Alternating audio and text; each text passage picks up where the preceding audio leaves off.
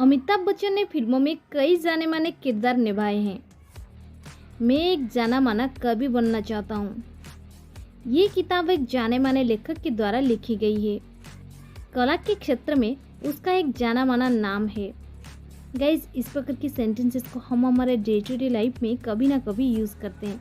इस प्रकार की सेंटेंसेस को हम इंग्लिश में कैसे कहेंगे, जहाँ पर हम फ्रेजेस करते हैं जाना माना।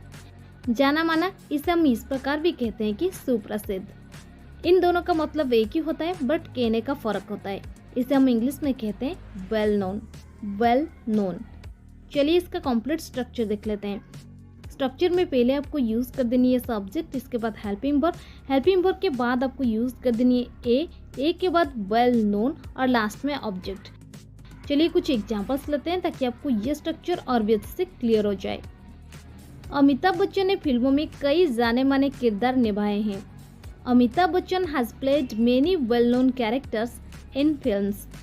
Amitabh Bachchan has played many well known characters in films. Delhi एक जाना माना शहर है। Delhi is a well known city. Delhi is a well known city. वो एक जाना माना राजनेता हुआ करता था।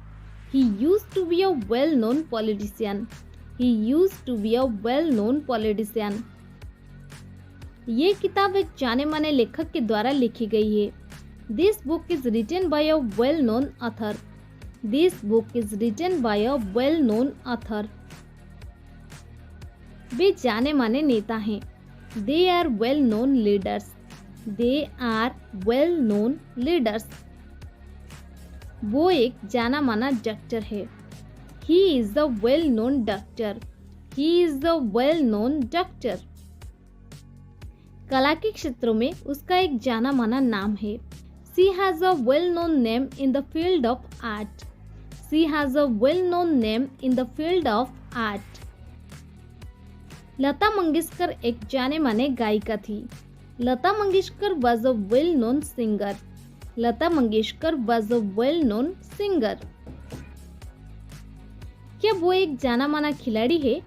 Is he a well-known player? Is he a well-known player?